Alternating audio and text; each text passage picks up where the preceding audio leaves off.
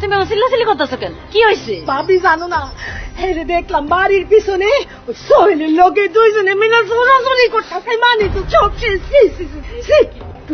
ভাবি এইভাবে কথা বলছেন কেন?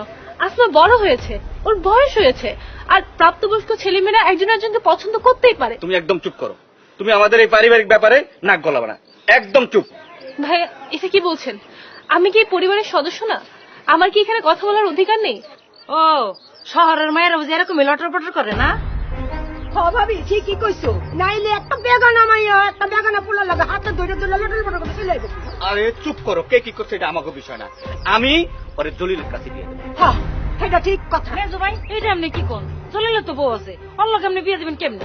জলিলের বউ ছেড়ে দিছে, জলিল তালাক দিয়ে দিছে, আর ওর টাকা পয়সা আছে, ওর কাছে আমি আসমারে বিয়ে দেবো, এটা আমার সিদ্ধান্ত।